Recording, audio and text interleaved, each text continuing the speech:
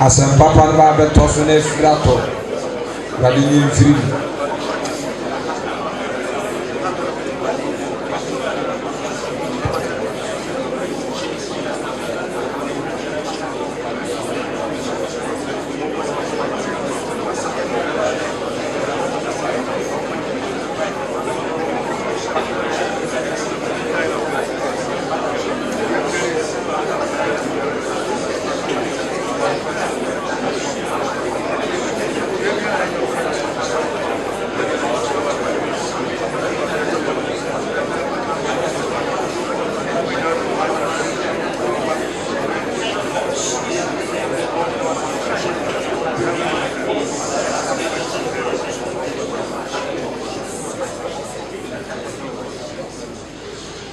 the Lord's Prayer, ready, go.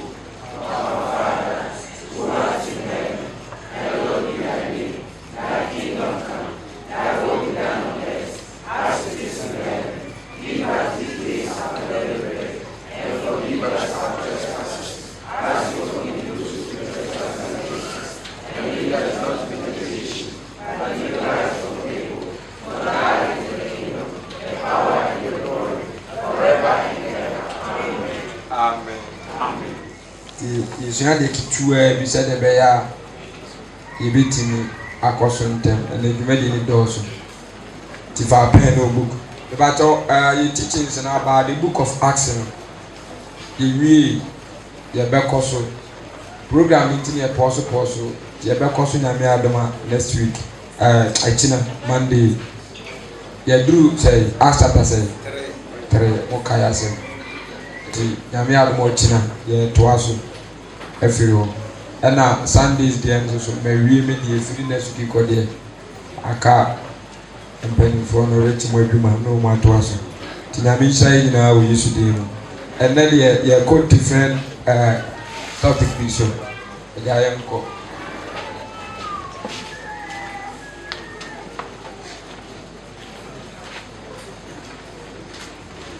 about of our open book. Yeah, share they can about the blessings of God. And our first routine be difference kakra about the sayings of Jesus, Old Testament and the New Testament. Rich champion, we are old and new. Now, what's the tea?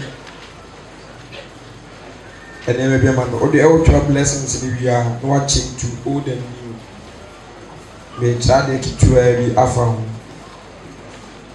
but on the ball 10:30 mama na dey twa so na dey twa so ntem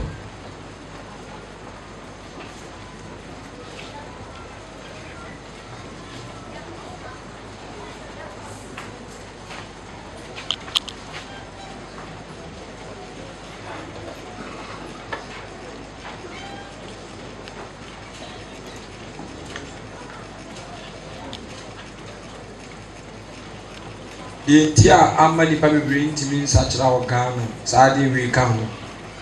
the person might think say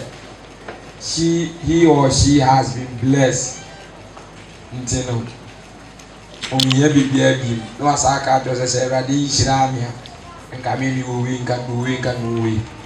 ye de Zion de yenim ono kwafo no yenim the right lane ye kire ekwan ko nukurum tenene ntino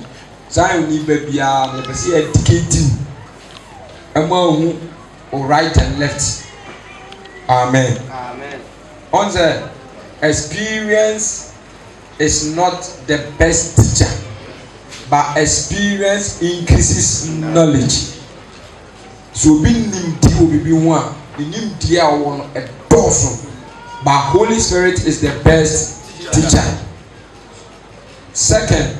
the amount of truth you know determines the kind of freedom you have. A big head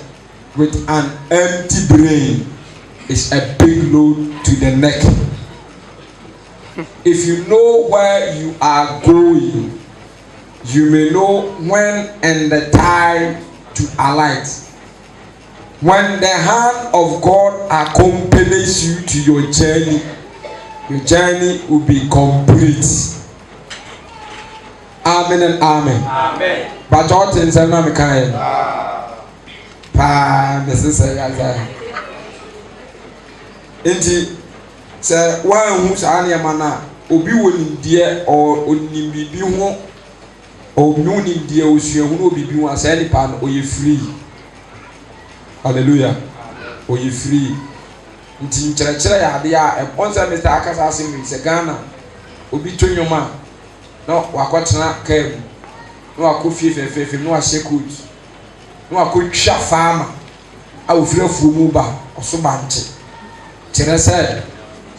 if you are a farmer you are under what?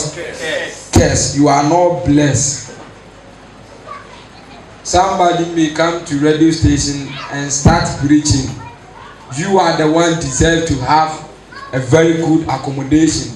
have cars, buildings, this and that. That classify you as a pleasant person. It's never true. Njama members you obi wa ha what them wa or you blessed father onim so only 1 million on account. Share, are you serious pa? Is serious. Desire the best educated members in your left and right. Say no, and never be why I am a maniche. Mammy Fui, Penny Fui, need you to I did go on a no be boswa with me. I face what 10 and 1. What I say, acquire fast you to the blood of Jesus, acquire fast a bomb pie. Work out so in a year to pay. Who should you? But answer ignorant is dangerous than what? Poison. Ignorant is dangerous than what? Poison. So me no poisoner. Me no a wood run yen damn to hospital I eat me. And I see it me mommy baby to kill it. But so be nim die obi bi ho a kwasi bro ni si saade en e chance de obi anu ma wuduru se me nim die e wo ka ho na me si betwika unze bi wo ye simple kra nti mesram adefian die de bia meka try to educate yourself more twrosem esa una ma uye free woni mo akwan toto oluma wa yanko Yanko Genesis chapter 12. May start if you want to about apamfufuru. Genesis chapter 12 verse 1. Genesis chapter 12 verse 1. But your people say Abraham free. Ebre rade frɛ Abraham no yentie nsɛm bi Awurade ka kyerɛ no ɔka nsɛm bi kyerɛ no 12:1 na Awurade ka kyerɛ Abraham sɛ wo de afiri w'asase ne wo busua mu ne wo gye kɔ asase a mɛkyerɛ wo no so na mɛhyira wo mɛyɛ wo ɔman kɛseɛ twɛrɛ 1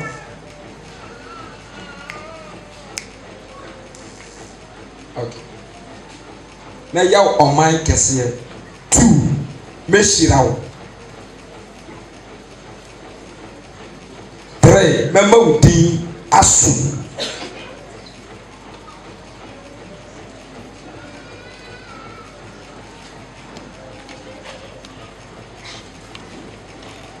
amen hallelujah ɔse mɛyɛ wo ɔman kɛseɛ mɛma wo din so na mɛhyira wo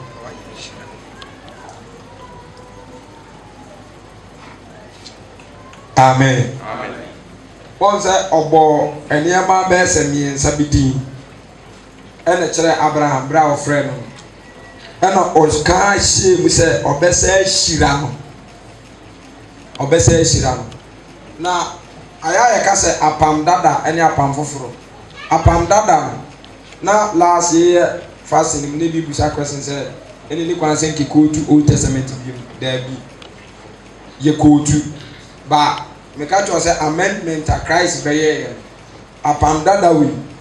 enye mu nsɛm nyinaa nti sɛ what do you call it Solomon ɛware apem ne akyiri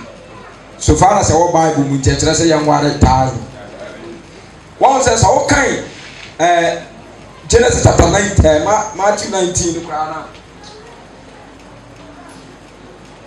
Matthew 19 na Yesu sɛ awadeɛ mienu asɛm krom komisa ne awale gya yɛn moma no ɔka kyerɛ mu sɛ makoma denti na akane no ɛyɛ akane bɛn no wɔka those days Testament ɛyɛ akane bɛn Old Testament David Old Testament emu no wo koodu ɛna asa adambo from Old Testament sɛ akane not just before the Old Testament yes okay unim sɛ the lifestyle of Adam before I ever permanent from Garden of Eden to asase kwawe so a different era time and what Garden of Eden money nyansi ye no e ma ye mpam no oza money si ye na ye de ye pam no and ye two gate ni ma abofo ko wen gate no na chere say we free different place aba hifa another place coaching na coaching no coach say in the creation Erade che nipa oba no wanche ne mas mienu wanche ne miensa wo che ne say baako na imi kura no mpanifo mu ntie mi munim say Israel mu kura na Erade be fa Israel for dum ye ne man the priesthood in Israel Jewfo ankasa na omudi asofo as priest no nso no mu omumra ne wo emra egami only the priest omuno omumba enti sa wo ye priest na oba ekogba adwama ya ne ye hye no ye kye ne tudjem ne ya hye no omukra ne ala o ma onware sai mienu efunu kra na wonkom wa pampem apakra na mu ni sofo ka me kra sai me tintintin dire de ka yam fa me kra hallelujah enti akane na entesa enti yan chake blessings de Yesu beka radical no apamda da mi do beka no apam fufuru ni emfa nya comparison enhwe ebema na wotia wali beji papa hallelujah amen enti the olden days no mu estate ni e di hu se obi aye nhira eni se rich me bobo so eno na se obi ewo ahode bi te se no mo bo ade charot ene na ye wo car those days enti fa no gina o ma car e gina ho ma car obi wo mfuo emmoa enantwie saa honam fam seti bi ma me nantwie empɔnkɔ enwan emberekyire mfunumu saa tiase na no no mu omusu yusu na ska saa no ne nyina state nti me bobɔ nkɔfo bɛ ne nsa pe bi so ne ba fira pamda de maba ti saa nkɔfo no mu wɔ saa ne ma na ɛne na me yɛ kase wayi nsira hallelujah at the same time na wo saa wodi a na no so yɛ kase wayi nsira sɛ wo ayire ene ma radia dom emma e ka se wa yinsira na kan odi days near recording nto de o me nya fast mbra Genesis 1:33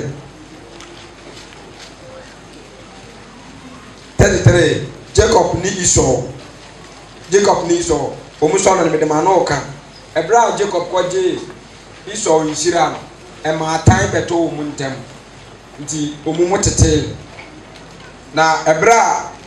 Jacob ani ba na ho so wieye na Esau so ani ba na ho so no omu papa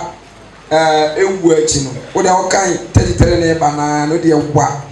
o be hia Esau no unza Bible no record o say ye hira Jacob ne ye dome wan ne ye dome Esau ba Hebrews 2:20 also wasi gidie ne ni hira Jacob ni Esau ye den ebo ebetene because your man the key said so obomo de kentene ne wa saa no me ye betene na ma nti ho etene oye nwaduma na ye re blessings no ni nua ne hu no no ka cha me say ewum say me na yishira me ba wo ye dome wo nti me nim say so far as ya dome wa me be hia de e bia wo ahokyire ba ta de na me kan ma bi di mechi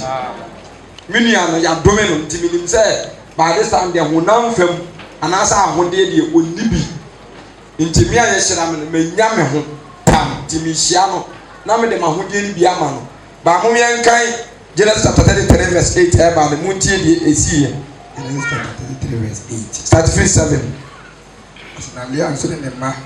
keep ni bo mu ase na chiri Yosef ne Rahel keep ni bo mu ase na o kan say na edoma me hia won ase ne sen o say said the be na me nya bi wura ni ma do na Esau kan say de me won toss me dua yes tie o say o de mama kan free 5 from bra I rich kan free 5 from bra from besi 9 na mama kan no man ni so mu male won ma no kan say ohun ema ne won ma ene wo ma o kan say wanu ni yi no a o ka wo yi na o say aye ma wo na gbo de adum akoa eye de be ema choro ka o na say odi de say wo ma eno so nyame aye de wo hira wo eye ma o de adum wakoa ko na ma wa no twipini na ma wa no twipini ne wo ma o bo wo mu ase na Leah nso ne ma twipini bo wo mu ase na che Yosef nso ne Rahel twipini bo wo mu ase na o kan say na do mi hia wo yi ase ne sen na o say se de be na menya mi wura anim adum na eso kan say de me go toss mi dua na ma wa de ntina ho we ya wan na ka say Esau wase de me woye de toss ma ho de amenya toss dudu enti what do you call it nebra Jacob shia no na o be ma no na hodie bi no ena Esau reply ne se be kra de menya bra no toss enti de wo de ma ma ne nya de ma ne wo ho enso Esau na Bible na ka say ya domina na ase ye domina to asobra na Esau ka say de me wo dos bi nia wa de ntina ho ma Jacob say David misrew se menya woni ma adom a jemaye ye dia e wo me nsem yi na woni ama huni ti se obi hunu Nyankopɔ ani e say woni asom ko misrew jinshira a wodi abre wo yi efi say Onyankopɔ atom me na me wade nyina 11 repeat hobiem misrew jinshira a wodi abre wo yi ede ade ne no de bre na wo say ye nshira Mwabidi ana mwabidi akenkan se me waso wo bere ni nhyira ko na ye de mote oluma fa na kai repeat wo yi no mu unguta otwiba mu aza fama ni enkan ho no mu omune na wa ntem so mbuti ho no de twi ni che kuma se fo repeat ho no 11 mesrawo ositi isra wode abre wo yi efeso nyankopon adom me na me wo ade nyina na ose no na wote on se eniema na no present man no o friend say e dey inshira njon se kan na se hu se mo be hu so bi enipa ni no wadan se wa ye inshira dey ade ne amoka si madam fu ni nyam ye shira no bra jai mi hunu kra na mafele mi tu ni dem won wan kasa me internasia na mi nim si ana e die le si dem ho e mi for dem mo kasa o mi tu hon wan kan ka me tian tanase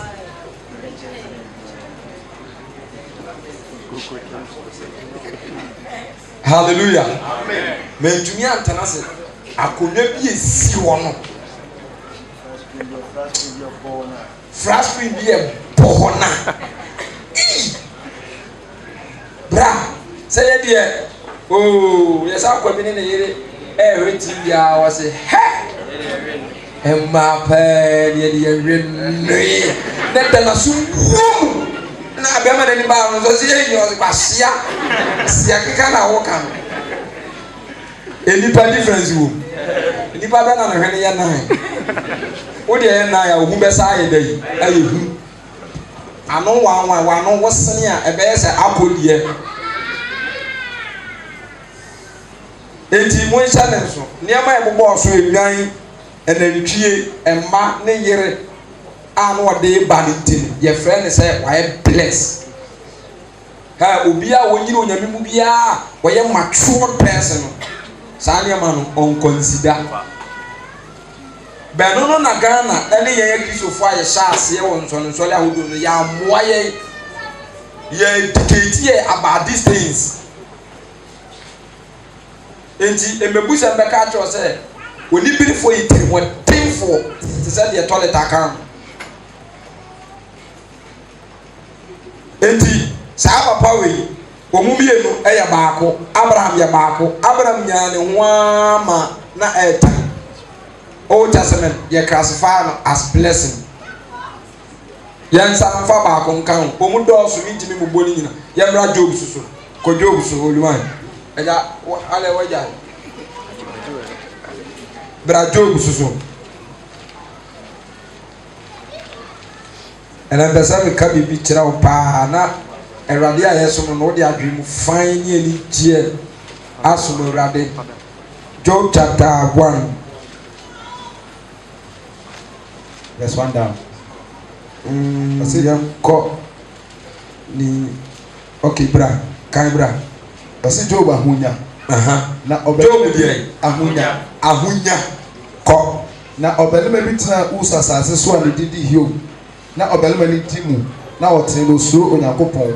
oyi na ofri bone ho na owo mabelema ba so ene mama ba sama no na owo enwan empemson ni enema obubodi yes mo mate nema na obubo e de ya record ma me Job niema no se da record o de ya no aka number no wa tro number na se ho hwe ye tro o kan na wa tro Job na science na ne numbers no se shipa no wa tro total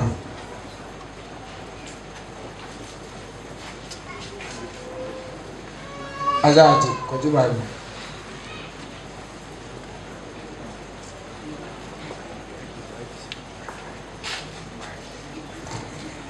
ko eja kika no wontrotro na owo na o ba so ne mama ba sama eja tro nyan pemsu owo ma emema say 7 ene ma ntina ne ma yese say 10 mo amu ba kuni mi ensa na mo yese muja wo bone ti munyai Amen. Monza trana Yesu baka say amen. Wa Jesu bia obe wa say Yesu bia ni munya. Asemu eja yanko onyan penso ana owo enwan say empem enson say 7 say aboa empem enson ko ni yoma pensa yoma empem nsa say 3,000 ni anantwie mpa ho ahanum ni mfumu bere ahanum mfunumu so say ahanum ne fie nipa bebre owo nkoa slaves a man ne member bebre abayema yesu se na prima ni nyina na oso ko na ni mabaruma no kotopro wo oba ko fie obiara ne da na osoma ma okọ frefre wo nua no ma no baasa no baasa woni o medidi na wonno na full stop scanner wo mo nti o scanner ma airtime nti se ne ma no wo na ne yo birthday a o mo frɛ 10 na aka ni nyina no ma to party kɛse o mu no o mo na afofo no o mu kum na ntwie ne nam no o mu didi no mo nom ko sika o fie o mu hyɛ nwera pa ntade pa Pabua papa omu yin ahwe hallelujah ye classify as blessing na Solomon kra de se ka se ye bobo so wa mo betiem Solomon ade cha no pa no wo ka kokwa koko no mu ka na wo ka ni fie a wo to 3,000 ana say I half cup ono na ebia 100 bags of sugar and o de ka kokwa no pa nko a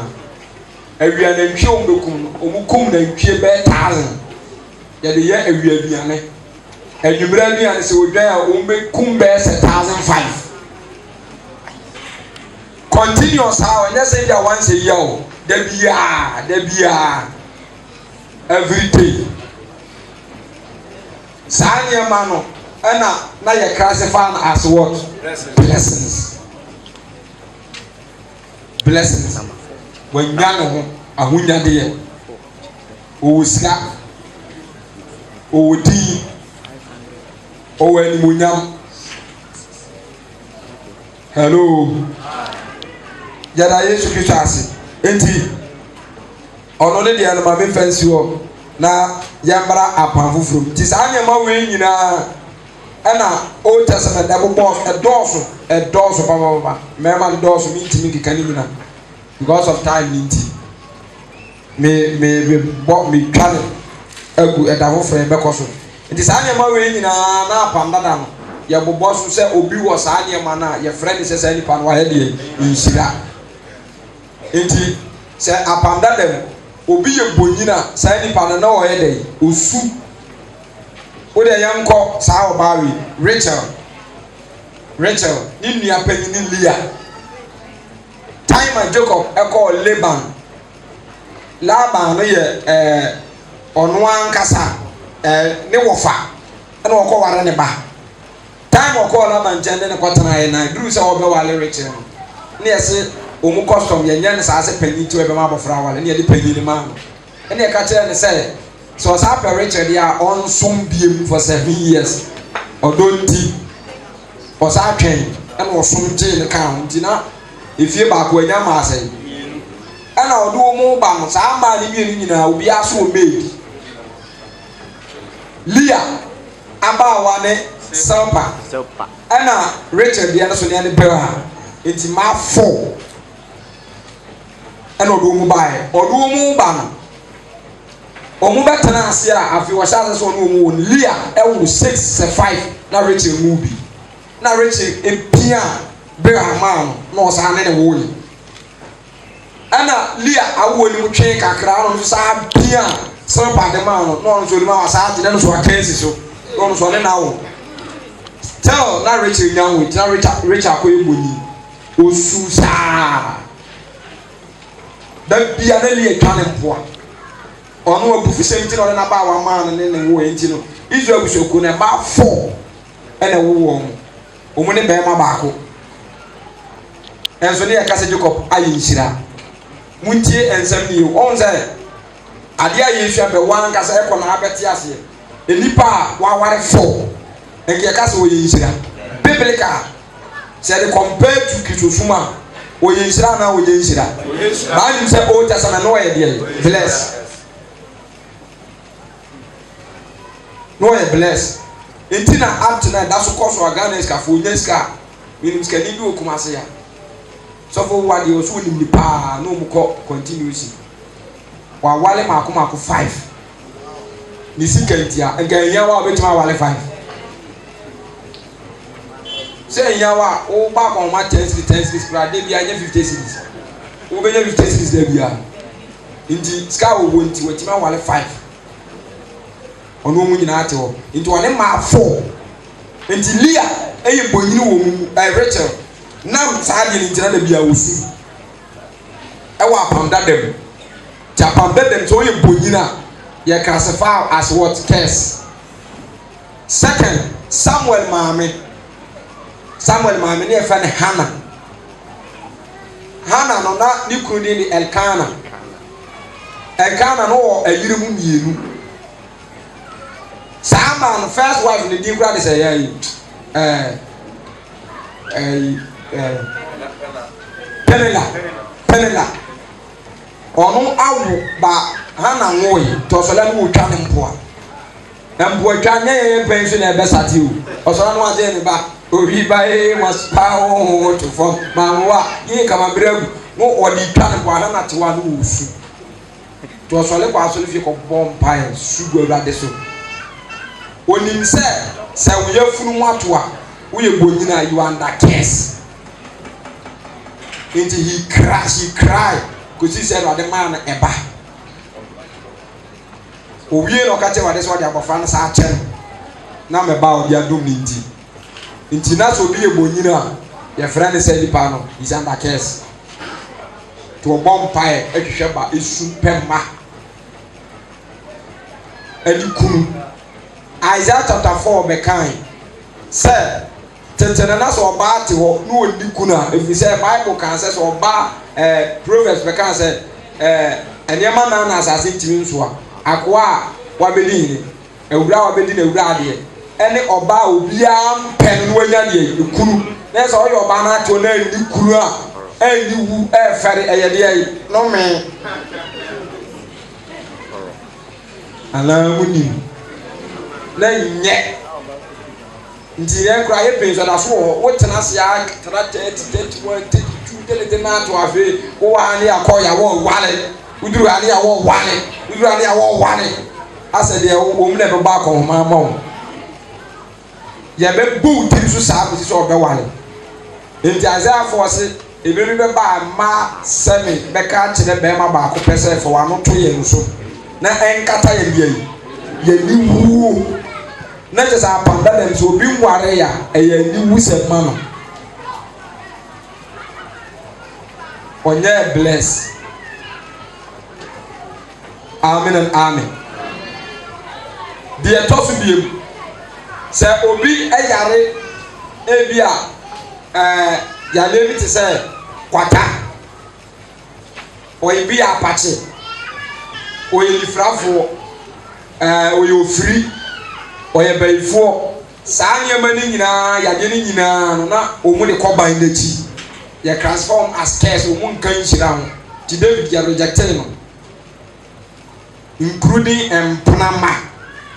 ye kan de hia mo nkan ho hello de be mo se kisoso eye genuine na e de ba New Testament sa na ma ni nyina ye record bi enya adwuma bi hallelujah afi yamra apanfofo ni nti de Yesu e kan sa kind of blessings no yenhwe apanfofo se de Yesu ebesi frɛ sa na ma na ebubo odi ba to sa ma adwi ni machi we ni abobo so ni nyina no apam that dem ne friend say ye dey blessings enhira afi bra Yesu so Yesu awo na dwuma na brabo okai Matthew chapter 1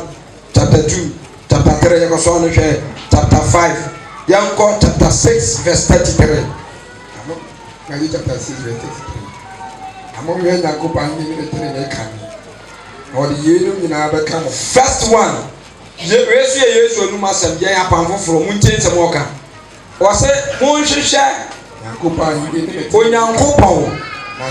na hinie Netene kane na wode or the Yenu in our become. Ehon Rachel or use the word these things. These things.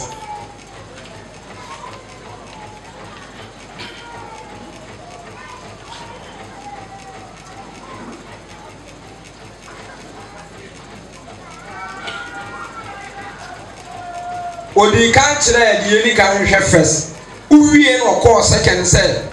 biribi wɔ yɛ fɛ ne distance afei bra examples of distance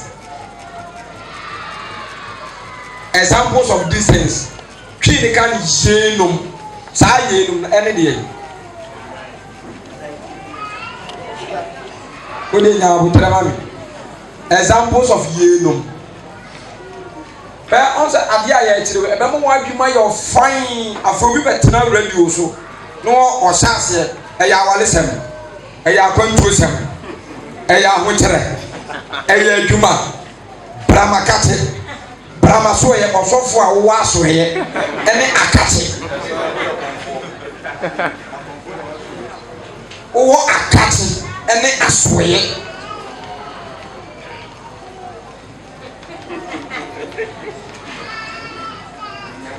Me aham we ahanya makati nya masua ye o enya masua ye hwe e obi afuo ene wa fa ase be ye adwuma ye den wo se ko radio so bi ameka me se sofu pie ni wo church sofu pie ni asole bi efre di bia de e ye Kristo di e dia wo sofu wo ye bofo wo ye adwuma ye ni se ye wa wo dia a ene ka da ye no be de unkobu akonta nkyere de obi a hwɛ na n'asɔle a ɔdaa no a na wagya wɔ abɛn asɔle no yɛka sɛ ɔna yɛ panyin na ɔdaa no nso asɔle no nyɛ ne dea ɛnam sɛ awurade suro ti ne mu na nyɛ sɛ so kɔɔ one man church no na yɛpɔn sika no ɔno ade gu paliti no abaa no pɔ na ɔde ato ne boot na mo boys na ne mu yɛ adwuma no rich ɔwɔ times wo gye 100 series wage 500 wage yɛwie a yɛpɔn ɛno ne yɛfɛ no one man church no ɔno ane dea business to ɔmo so di fɔ baako tu kwan ɔbaa ɔkyɛ pisika no ne ɔsɛ ayɛ mo nfa nsɔfre no so no dabi a nye sɛ deɛ yɛ furɔ mi mpɛ wulɔ mo nfa nsɔfre ampa ne nkura no so de abɛ sɔfre laaso wɔ no kyene yɛ mi ntɛn tu kwan no mo ayɛ mɛkyi basaa ɛnyɛ n'akyi na ayɛ basaa ne nya akra na emu mɛ deɛ yi.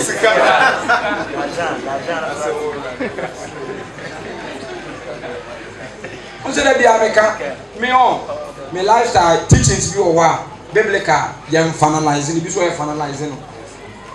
In my teachings, I say money is good, but money is not all. Money is not best. Money is not perfect. Money only provide the first aid in our life. Because a first aider, money can give you a land. Money can give you a very nice building. Money can give you a car. Money can give you a what do you call it? A shirt, a mobile phone. And no sign man kwan will be provided. But I say, obi will billions of money. What make a plane ticket across South Africa? Sana koma yani ya. Sikani guada kemsi ni mchen. Doctor sikani Germany kwan na wo. On the money to be provided first aid out the fire airplane to South Africa. Etimi providing it to doctor ni ba ntimi anya den meboa ntimi anya ne kwa etimi de ne efu alupre wo ntimi etimi de ne ko hu best doctor nti money can give you a good car but it can never give you a safe journey.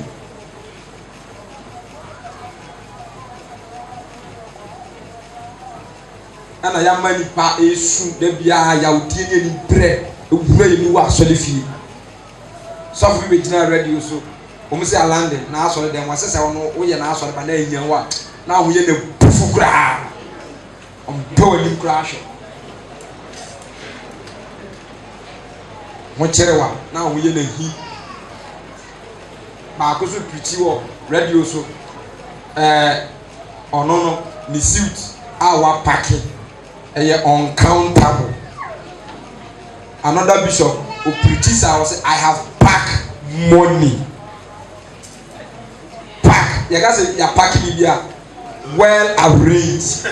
I have packed money.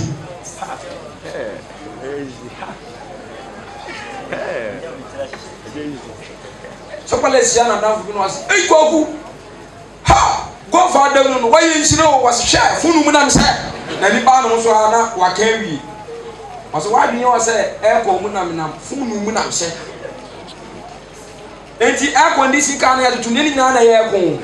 e bi bo heat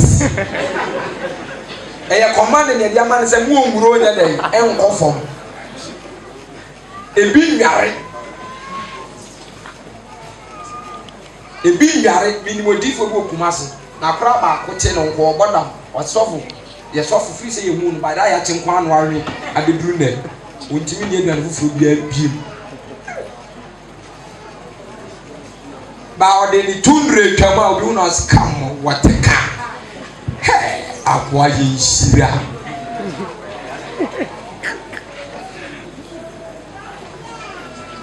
abrabone wo no so wan fan to ba me na moyi na di manim se enye den na 2016 ba be pie bo ase e wo period of time e bere so a me se afia wo so na erode nim se wa kura ase a wote no enye den ya 2015 ye ni pa eti na oba connect nyina am ya be hia munim sa ena de on kan wo bia wontimi ba bi e the plans of God it's a running shame say me use car time na so a entimi escape bele wunya ya sofo ne tudi sofo no preach o FM sofo wa bana ne ka we unze se sano ye gusa wa ne ka we you see inteno na ewiase enyame eni wiase e classify as what blessing Messi edingie enkan hira ho urade ho nkonkon agya ne ma wonim de nso urade ama na mpe ya mo bia hu no munim sa inside pa no onye hira Satan owodi ana woni di the whole world one name Satan into ayi hira na onye hira Ghana kwa kumo sa owodi ana woni di ti ayi hira na onye hira be very careful. Enti Ewurade betimi apejawo ama wagidi eka won okatra Abraham se meshira ba wodi so mesa ayedai ama so enti obi wo wa Ewurade na ni pem obeso o ma wodi so mawiase nyina hu na obeye dai obeye ana won ka se wiase o ma mo abegidi a eno so o ma wonye dai e woni nsam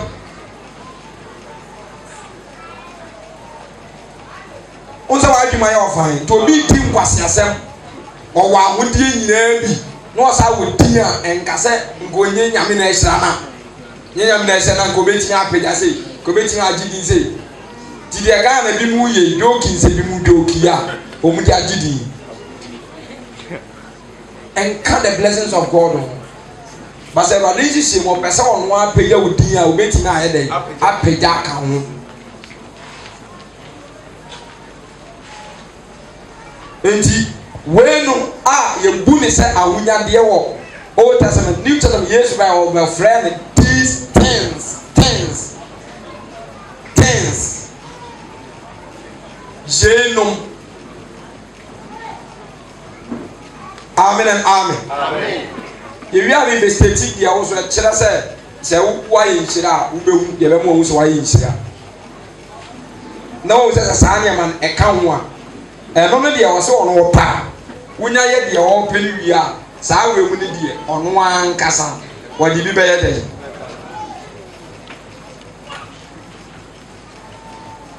Olúwa yan sanko Look.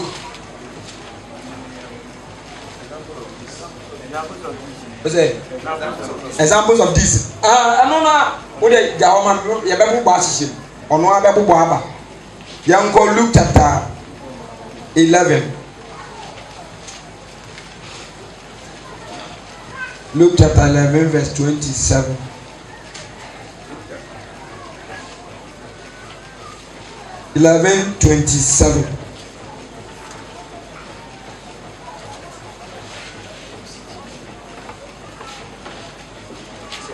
But okay. Chapter 11 verse 27.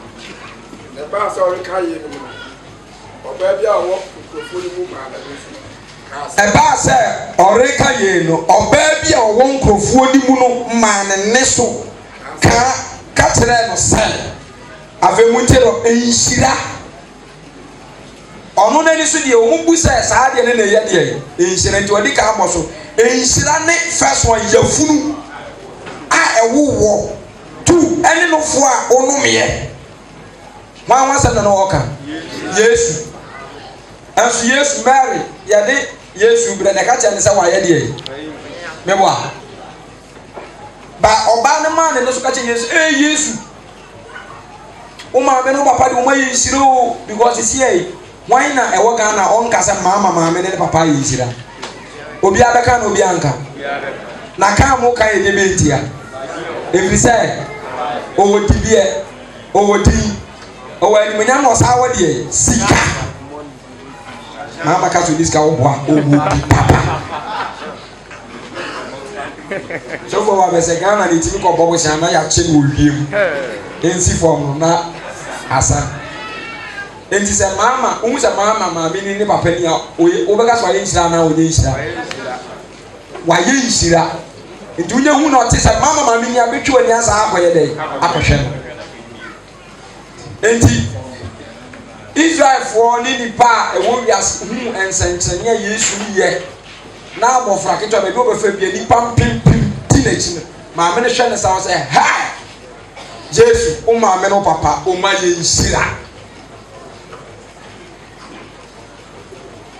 hwe ansa Yesu di ma mama de o ka say na Yesu ka say apara nshira wona o ti na ko pa say na wo ti fu nshira ne wona wati nyankopon wasem na oye den enti na first one ye nshira na say ye nshira we question so na Yesu na yi anu enyame Yesu na yi anu o say so obi ye nshira ne nipa oti nyankopon asem na oye den odi so enye de wo wu Yesu enye de wa wu sikani enye de wa wu sof nye do phrase ka fo abusuo na emo elipa oye bless elipa otie nyankopon asem na oye den odi so that person is blessed.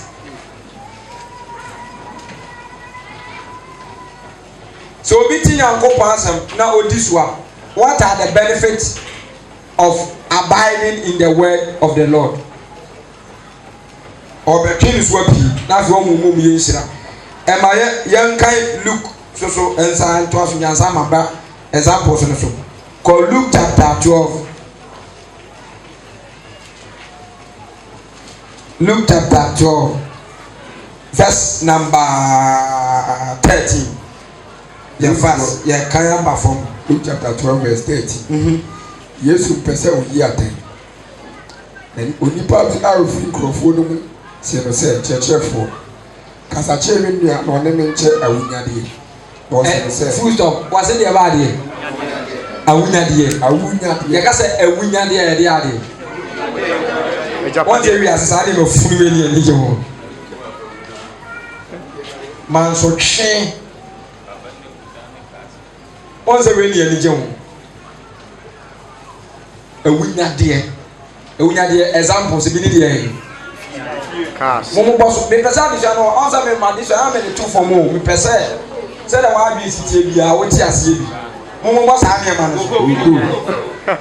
enti o de nya ahotere awunyadeɛ bi ni deɛ ɛdan kaa sika efie deɛ nti a yɛ bu na pɛ so bi bɛfa nyinaa sɛ yɛbusa saa nneɛma no yɛ deɛ yi ɛyɛ deɛ yi enti example of these things no saa awunyadeɛ no ɛka ho anaasɛ nka ho deɛ ntie nipa no ani abere sɛ ɛne ne nua nkyɛ awunyadeɛ no sɛ yɛnim sɛ wowɔ wiase na sɛ wowɔ kaa wɔ fie a woyɛ nhyira enti no wonya ama ne nua no nyɛ dɛn ɛmfa nti ɔne ne bɛkyɛm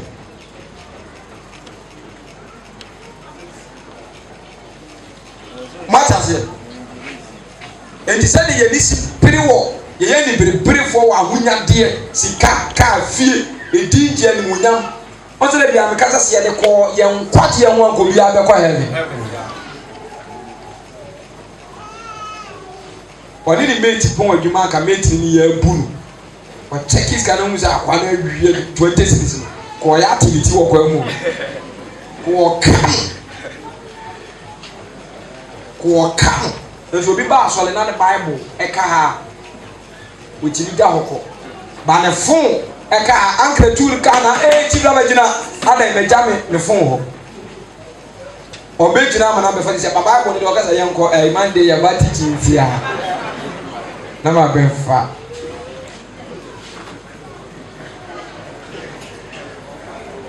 awunyadeɛ is not a blessing ntina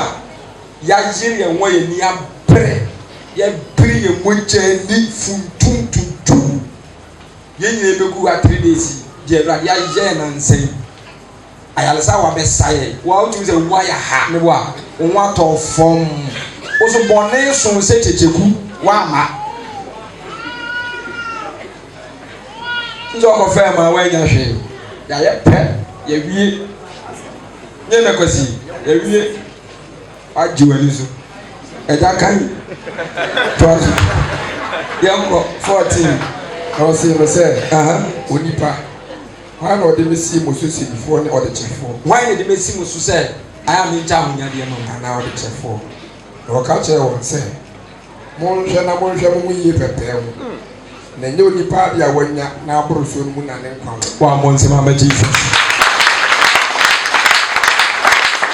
yesu deɛ ntikyiti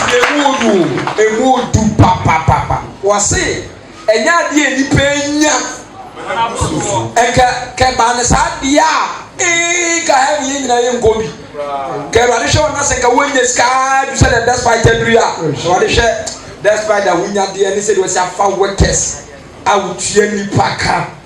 akra nku ne nan ase a ɛwɔ sɛ aberante bi gye ne nkwa yesu so wɔ tikyiw sɛ ɛnyɛ nipa yɛ wiase tena ahonyadeɛ wɔnya ama na mporo so ɛno kyerɛ sɛ ebitumi ama na nyadeɛ yi never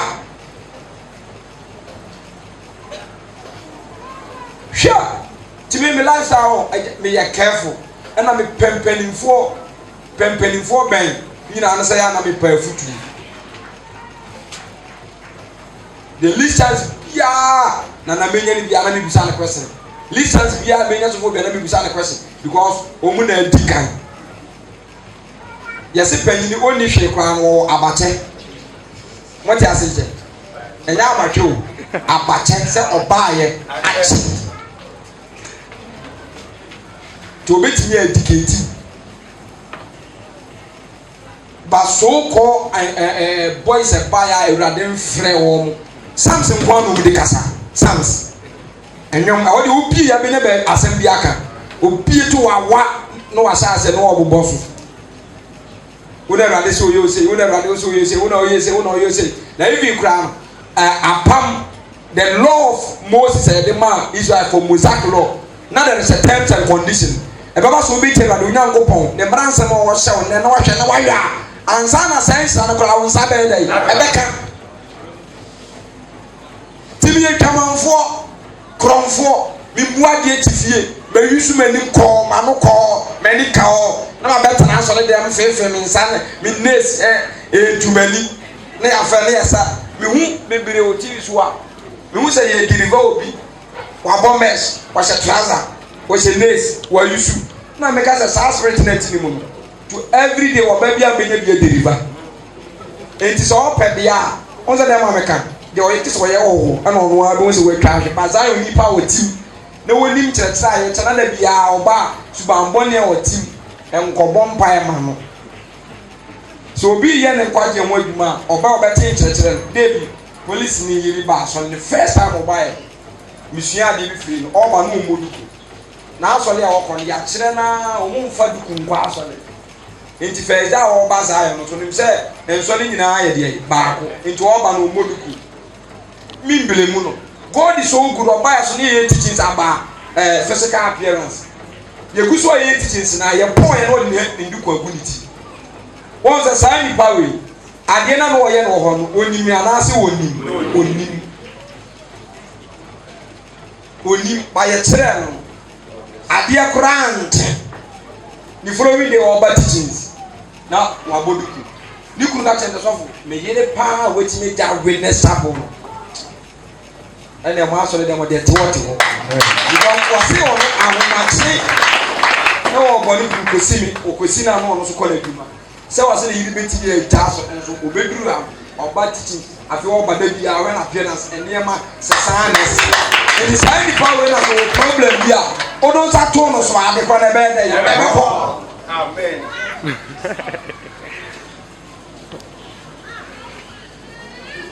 nti Ghana deɛ ɛnsɔle mu yi o bɛ adwuma na abu bi because ɔno so ba no wa ne office consultation tu asɛ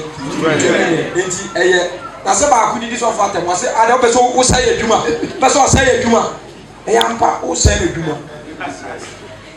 ɛna ɔno nka asɛ bra Yesu wɔsɛ bra ɔno ne hɔ ɛna wo bɔ ɔno hɔ deɛ a ɔso pɛ sɛ owu na tu asɛ odi fɔ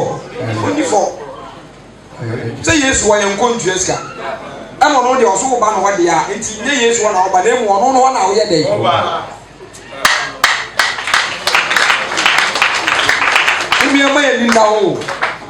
miɛma yɛ nina hɔ na nhyira nyɛ deɛ nipa nyama na busu ti Yesu kɔnkuru ne nyinaa wie no ɛna ɔde ɛma ɛyere ekunu awadeɛ bibia ɔka ne nyinaa bom sɛ ɛyɛ de nipa nyama na busu na emu sɛ ne nyinaa akyi no onipa wunya wiase nyinaa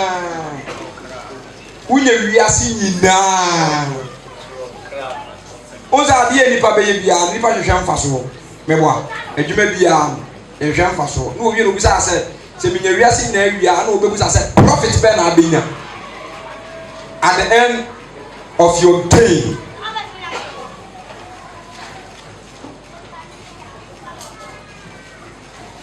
nti asɔle bi a yɛ flesh no ɔnkɔ no na esikafo wɔn nyinaa yɛ asɔle mpanimfo because James bɛka ho asɛm wɔsɛ bɛ wura asɔle fie saa nkɔfo ne bɛ mom baabi paa tanatana nti ɔyɛ honam mu ni afei na ɔde honam ebu asafo no wɔn nimra ahosuo so no na akɔyɛ sɛ seminar sɛ sadi asafo tinye de nipa nyama na bɔ so tinye wɔn adi sɛ wɔadwuma wɔyɛ ho a wɔn ani abere ɛna ayi papa wei bɛka Solomon wɔse mmeri wogya ni ɛmpɛ deɛ yɛka so bi ibiri ni mogya ni amote ase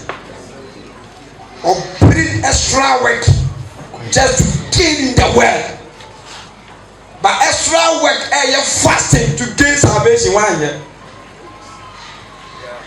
nso ɔbiri mogya ni pɛ nkwagye deɛ wankasa nyɛ meboa eti me yɛ fasting me ti pii ni nyina ne sɛ me yɛ de apɛ deɛ ba deɛ ɛno yɛ me piri mi mogya ni ɛwɔ me nkwagye ho ba sɛ me piri de apɛ ahonyadeɛ deɛ wɔse isɛsen enti obi oyɛ kristoni no sɛ wotie bible na wo etiti ya wɔse ɛnwene ne wɔkyena na abɛdwendwen ne ho wonya deɛ obɛdi deɛ ɔbɛhyɛ ne deɛ ɔbɛnom a mɛnoa nɔɔso wakyɛ se enti ɔno ara hyehyɛ ma nti menam wo ara sɛ nɛ obi na mekɔda ne ka adwuma na meyɛ ɛnɛ sika ma menim sɛ ɛnɛ na ɛma kyena ɛbɛba meyɛ okay na ma dɛn na se no wada every day obi ho ani berɛ nwura wo tɛ because wone obi ankɔ challenge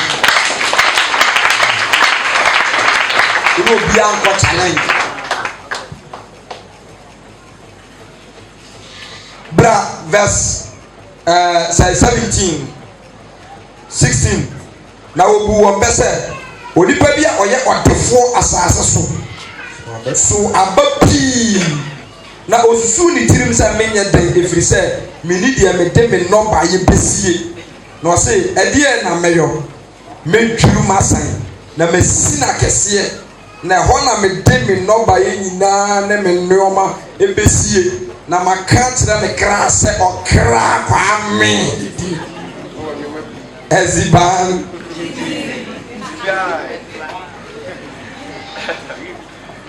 didi wowɔ nneɛma pii ɔde asi ama wo mfirinhyia pii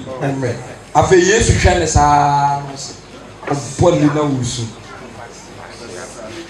nti wokaa sɛ ɔbɛyɛ awura akɔsi daa wo sɛ dwene wɔkan anaasɛ Jeremia ɔso kaa wosusu sɛ wobɛyɛ awura akɔsi daa nti wosusu sɛ sisa wo kra sɔfo wahwɛ ne saa wɔsɛ mɔ so sɛ yɛmi nipa bia no ɛpa aba mu wote ase wo sɛ bia ɛnyina na ɛpɔ ɔsɛ ɛpa aba mu kɔɔyɛ na sɛ kɔɔtu mika atwa ɛdan no ahyia wɔba no wɔtee so tete ɔsɛ kai ɛnte sɛ fɛɛse no James ɛpɔ aba mu sɛ nana gyina wɔyi ne titi pictures akyerɛ wo a da mekɔ fie wɔyi pictures James nana wadi wo mmerɛ wɔsɛ hwɛ ɛnyɛ ahorow na wɔtwa ne ti pampido o papa mu saa kaate no different nanso ne ɔnsa na naayɛ old ɔkɔ n'anim ti saa ɛna wo fa hyɛ otirim sɛ nneɛma pii so di si ama okra dan a wosu si ama okra wonim sɛ woboa agorɔ na wodi woboa amen and amen woboa ɛnyɛ okra biara ti yesu hwɛ n'ano ho sɛ akwa na di nkwasi asɛm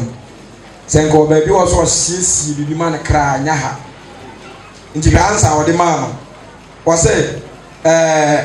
verse 20 na onyankopɔn ka kyerɛ ne sɛ ɔkwasea anadwo yi ɔbɛgye wɔ kra afiri bi ayi wo nsam na nneɛma a wɔasiesie no ɛbɛyɛ hwan bia question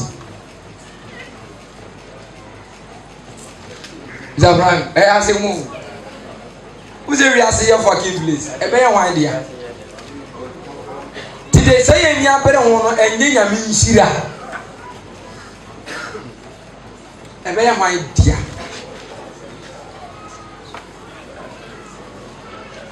ɛda sofo wa na me kasa me first time bi ase nyame re hoye ɔfrɛ me isa yɛ biebi kasa ya tɔ ama asɔle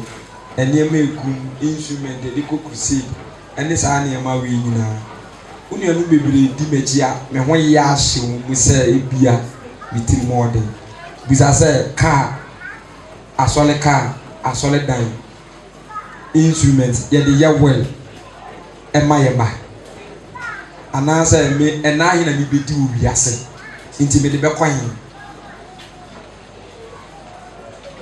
fi papa ne kaa sɛ mtiri odi bɔ m'ani na nora ho ɔsɛ mede bɛkɔ he saa nneɛma wei nyinaa ɛhe na mede bɛkɔ ɛnyɛ me dea amen and amen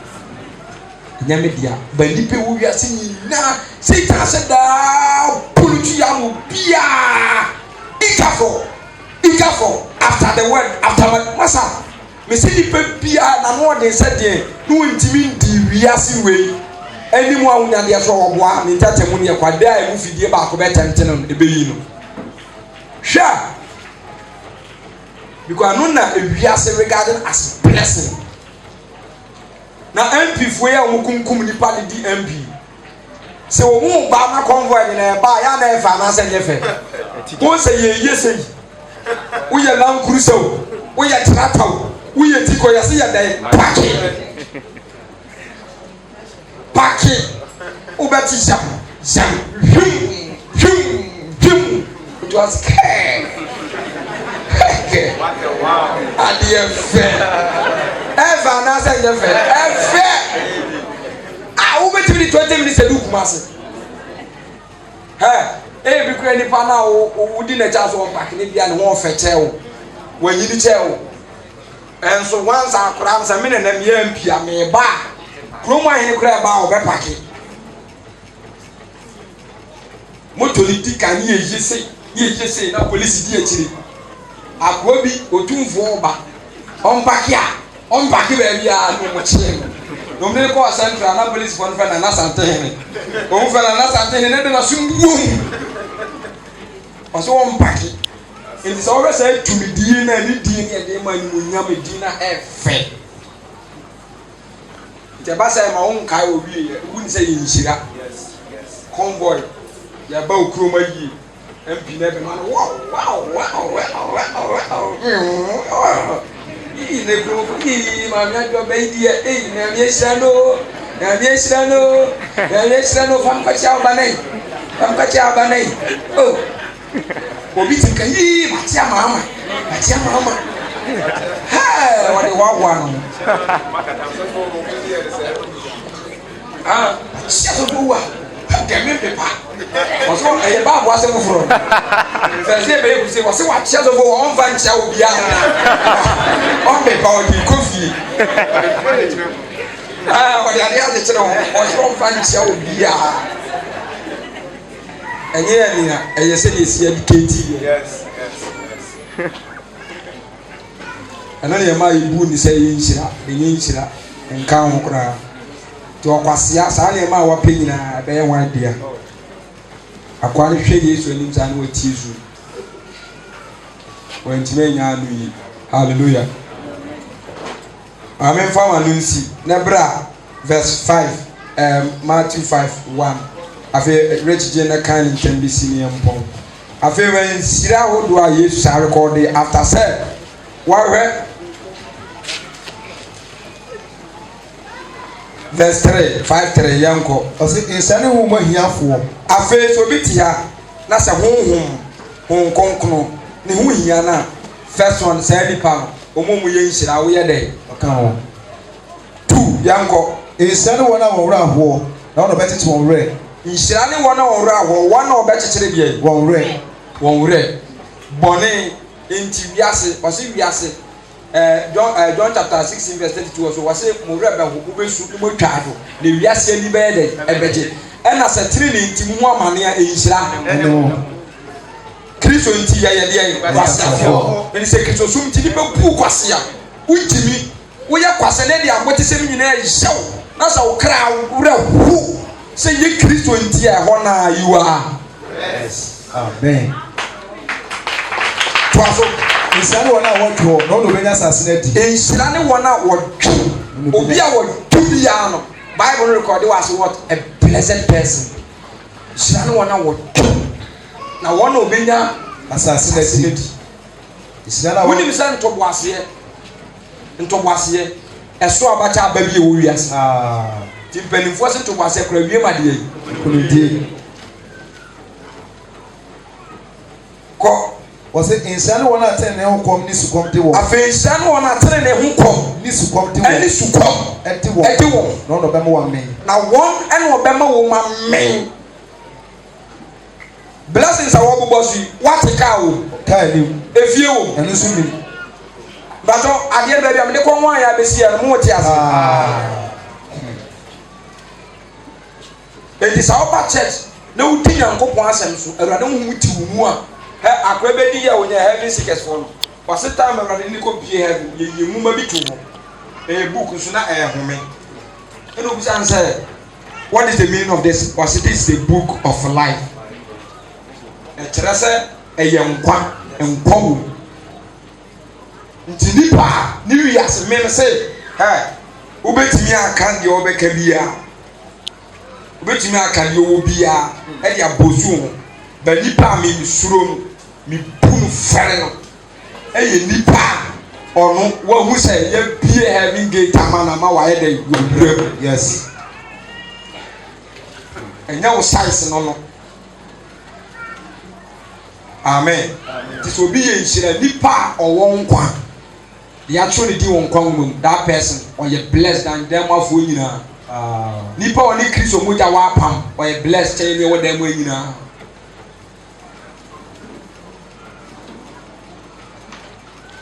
tafe won se wagi ma yo fan boboni nyina asi esane bobrohufo na won obehu omobo esane bobrohufo na won na obehu onde omobo ko insano wona kuma mutie nhyira no wona wona kuma etie no no be wo Nyankopɔn enti obi pɛ so wo Nyankopɔn a ade se nipa ko na kuma mu yɛ de etie ɔyɛ bless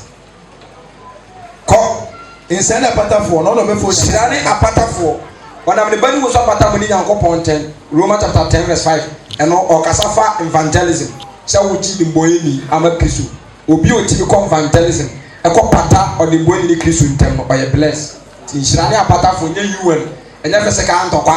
me ba na mu twitwa yabuka agye abadwitwa me pata me dwane ni nia hode me yɛsɛ no na Bible ka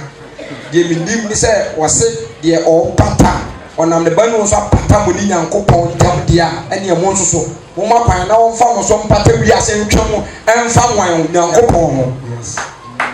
tinye tuo ayi me ne wa wo nim sɛ ntɔkwa nya na wo ko ya bu ye opira ba befo akɔ hospital ba sɛ mi ntimi pata ne de me ma na sɛ na sɛ bi si ntam me ti na me tubu na me me nya tempo me ni o wi na ko bra mi a we never be titi me ma enti de hia apatafo ankasa ne sɛ wo be evangelism na no asem na wo ka the crusade means war ko insano one ten into watawo no no so hin no eye one dia nti no na wo sɛ Christopher yin na eti asese wo hyɛ ne abra baase a ya be ya wo dey better enti me the opinions of others me mpeo me lifestyle ti me fun kra no enye sa of mental so mpanifo si biri bia ama Amane so ma. me metie de wo ka radio kra me ntantie hyɛ ma na de worship songs ahyem hia de na abɔ me mpai nti nya wa ɛna nya wa nyesa wo nam wa edipa nyina mpɛ wa asɛm bra wo bɛ brɛ no ɛne atesɛm bia wo pɛ sɛ wote anu wo sɛ ɛna ha mpanifo kra se te ka kyerɛ bɔde yi bokuro ti mate no asese wo bɛ brɛ o enya wadwi so wiase a wo pese nipa nyina mpɛ wa asɛm efie wa wakɔtan efie ofo mu nyina amazayo enti nya wadwi sɛ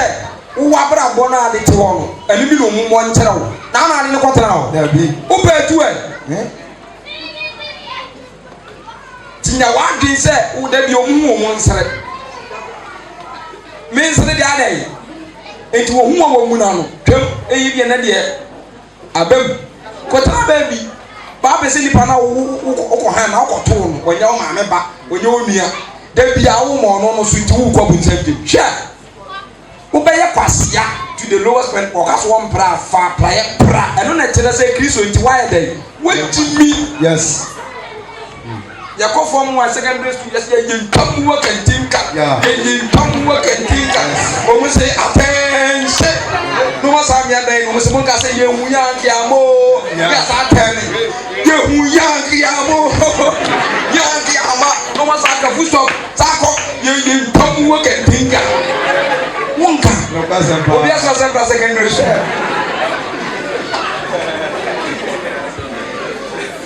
obi frau wa na wa ba tu na aso be ko heaven me wa obi ka se be se ne ko na aso be ko ni se e won aka de osu ntin a e bia mu besu Reach upon kind 11 million fear ni yes was it insano mo se wo ya mo na won tam mo na me di nsamo no ye dey won tam na me di nti wo di nti won kan se mo ni bela to ya to kan sem bone eto mo so ma mo ni ne Yesu ye di turogu ni so na se ani dia di turogu ni so o se na ba ka se bi fact any proof and a truth enye pe o yes ya wa asem bi wa ebenya ho fact ba asem na enye lokre Amos me say me control na wo se oba achi you be se wachi bro transi na wo se oba achi awa bonus mi kan photo mpo enu ampa picture no so ye lokre mi se oba achi asem na wo kan o proof by the fact oba na no wo se na kire oba abai ye person ba ko Friday, you mean about me, children, and the children, my text will be in so you. ɛno koraa no na msɛ me wo kurom akyi da bi obeba bia me ma bɛma ka no ne ne yɛ de me ma bɛma me ma Joseph ka no no na ba because mintimi so ne zampane na kurom bi ni aba o no aba me da mu nya no so ne radia wa ma yɛ de nti oba bia me mia sɛ wasame mu kra ma mu so asame me mia pa mu ja ba papa ba ko ma me ba ko so oba bia na msɛ me yɛ wo kurom antine fi amete ne ma ntamfo ni mintin me mo no kwa na hyɛ dan mu wo wi am pia kuda na kwan kwasia woni de hwɛ tia no wa ya twen ɛna dan mo so me mo ba bia so me wura wo mesena me da ɛno krepa ti wo ba ono de o wa access to dan mo ho no ko me ne na tena fi mo fra brem nti o ne o timi ba dan mo bi betena mpa ne so bi Joseph baba bia obaba bia oni Joseph na eba amen and amen amen rado wa maya twen ayesa de sum nyame hallelujah amen timisramu mo me very careful me very careful na ye kasa yisira nipa wo nkwa share nipa wo nipa wurade share nipa wurade wo humti ni mu share nipa wo de wurade asem so yin share nipa na fuso nabi de owo yere de owo ma de wasifie de watoka onka onye de wagidi we must offer one underground na wunjidi won konkrete mu share sika na eni wontia na ayi comedians for na GTV so afam so said comedians atwam say their made for ko ba ko ne nkra na better radio so a omyom se na yenya sports o ma kasa o munya bi nka bi ma fe wesi mo cha wesi mo Barcelona no mu dia gina mu we agudi nko no mu Bible no mu nkan o ono po Jesus Christ the son of the living God from Nazareth I can't tell a cover you na o kesi ya baby be page na fam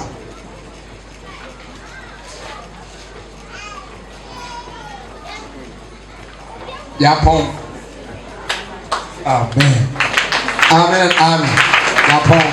ya fence na ya aduma tina ba anya be fa questions na dey na wa pesi nya more time man nyesa